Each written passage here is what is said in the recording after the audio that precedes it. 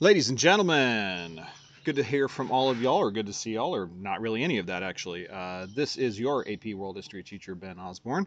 Didn't really hear too many comments about the me not being in the corner last time around, so I thought I would just go ahead and continue this. Makes it a little easier for me.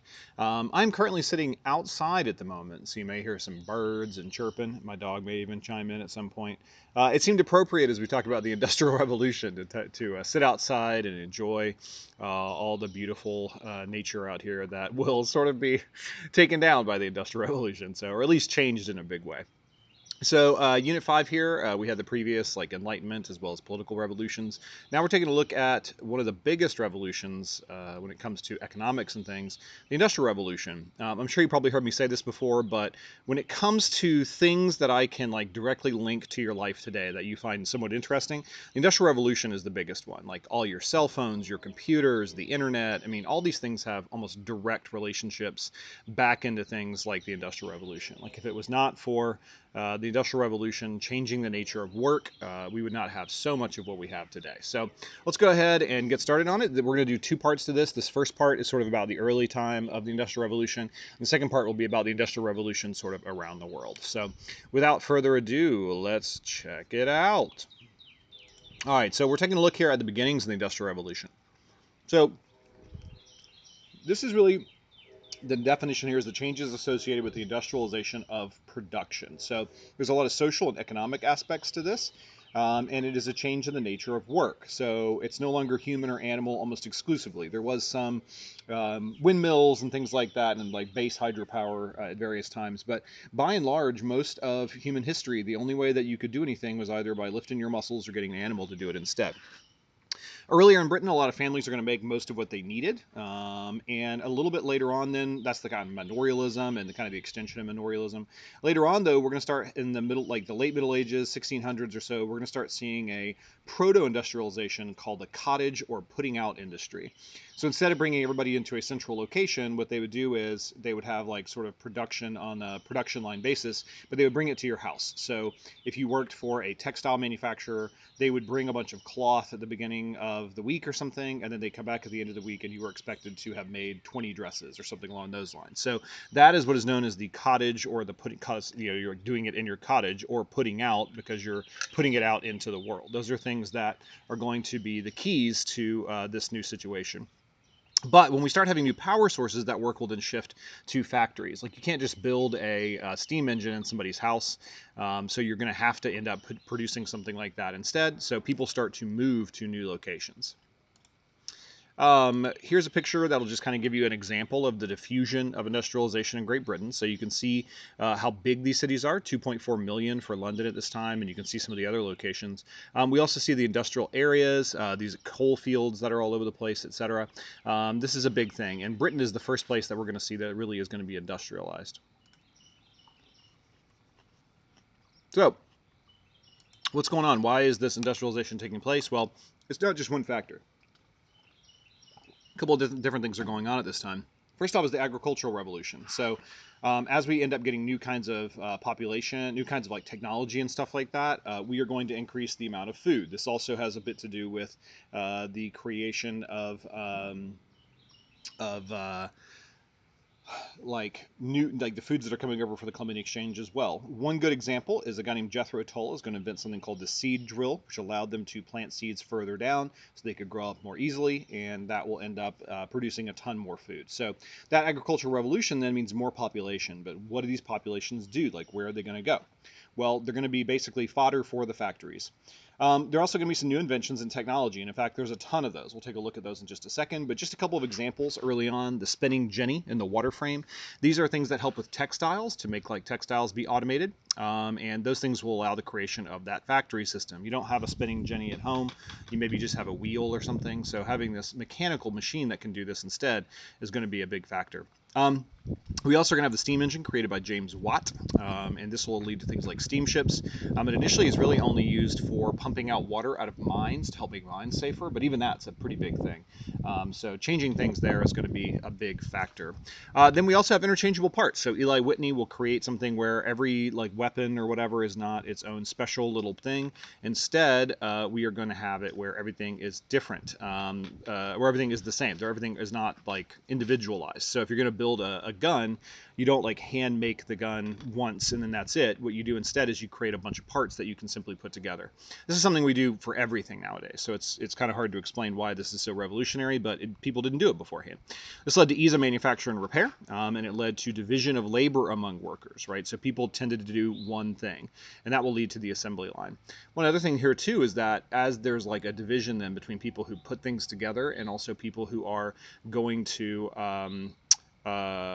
tell those people what to do, we're going to start to see the difference between what we call today blue collar and white collar jobs. So they didn't necessarily call them that back then.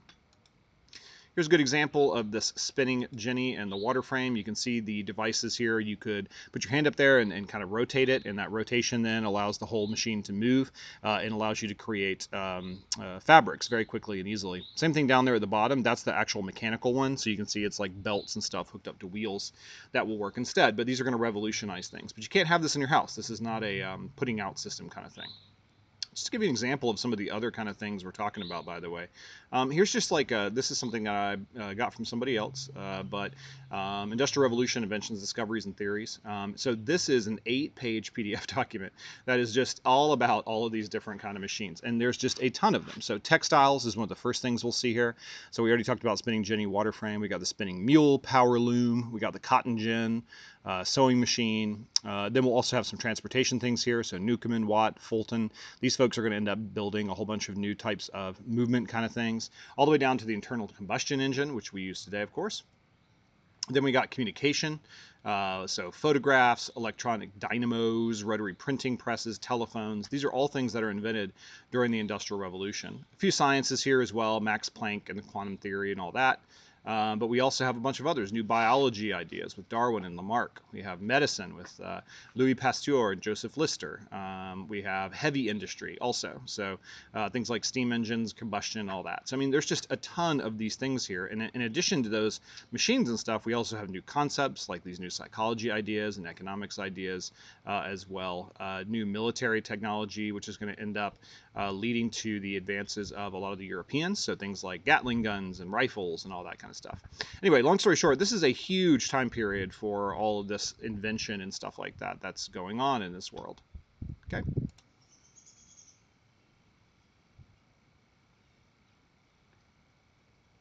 All right, so let's take a look back at our list then here, and a couple of our pictures for that, and let's check it out, okay? So cause of industrialization then, we got some population growth that's going to take place. We already mentioned it a minute ago about the agricultural revolution. We got crop rotation, the seed drill, new calories from the New World with potato and stuff. We're also, this is the time period we're going to have a lot of changes in medical care, so with the advancement of science. So there's a bunch of different things to this. But one of the big factors about this is just that people start understanding a little bit more about how bodies work and about germs and stuff like that. So it's not so much that they invent brand new vaccines or something along those lines. It is just that people stop doing bad stuff, right? So one example of this, there's a disease called cholera. It's a stomach disease. It still kills thousands of people every year or more. But back then it was especially bad, and it's spread by bad water. So one of the examples is this thing known as the Broad Street Pump. Basically in London, the nascent version of epidemiology, the study of disease, they basically have this this pump. They have this certain area of London that is just getting enormous amounts of cholera, and they can't figure out why. And so what they do is they do a big map, they trace it all down, and they realize there is this one pump on Broad Street that is infected with cholera, and so they just basically dump a bunch of chlorine into it. Well, hey Malcolm, they just dump a bunch of chlorine into it, and it ends up solving the problem. And so that's just an example of the very minimal stuff that they're doing. People just understand a little bit better about disease, and that really changes a lot of what's going on.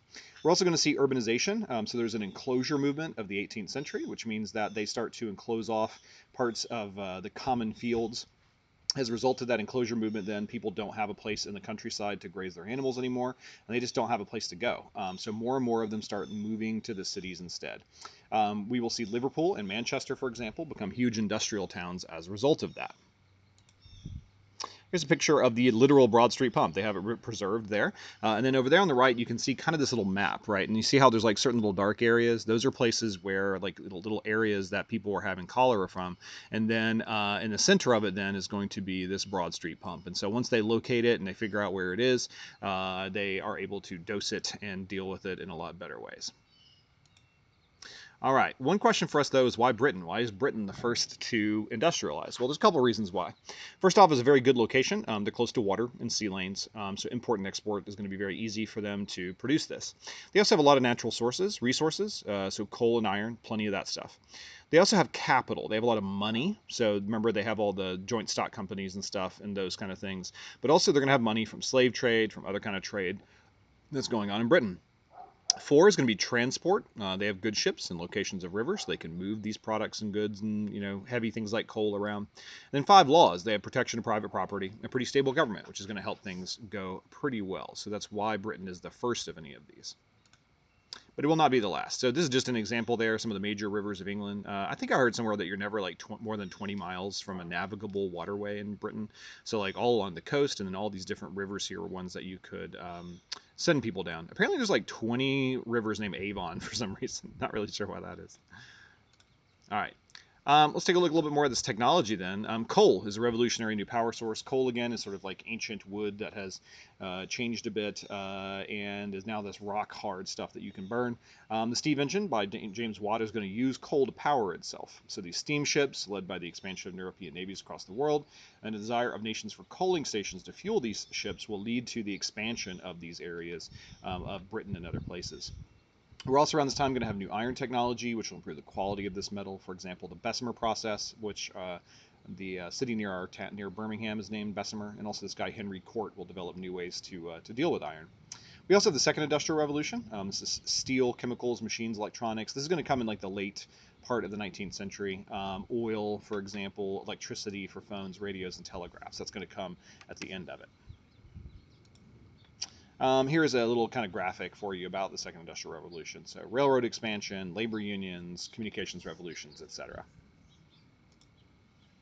All right. Well, the spread of the Industrial Revolution, we'll get to how it spreads around the world in a second, but in this case, we will see it spread a little bit to other places in France and Europe. So part of the spread was location, because if you're close to Britain, that's going to help out.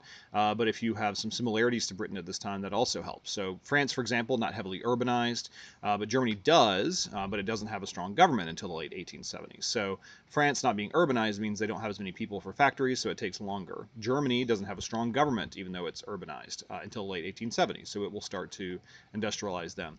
Belgium, on the other hand, had a lot of people in cities. They had a lot of these kind of like coal plants and stuff, and so they're going to industrialize pretty early. The U.S. had vast natural resources and railroad transportation in this period as well. Migrants from Europe will create a willing labor force, so the United States is a big factor in the Industrial Revolution also. Japan and Russia will also industrialize in this period, and we'll talk about that in a minute, but it's going to be later and much less successfully. You can see here sort of the spread and the time period. Again, proximity is going to matter a lot, but we got the Midlands, then 1850s, we'll see Belgium and certain parts of Germany and northern France.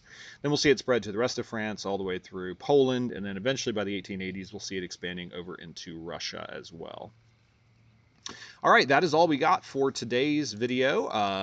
Tried to do that a little bit quickly, so apologies for that. You can always put it on slow or something. I guess I should have mentioned that at the beginning. But regardless, we will follow this up with part 2 coming up very soon, where we talk a bit about what happens around the rest of the world when it comes to the Industrial Revolution. Hope you all are doing well. Thanks for listening.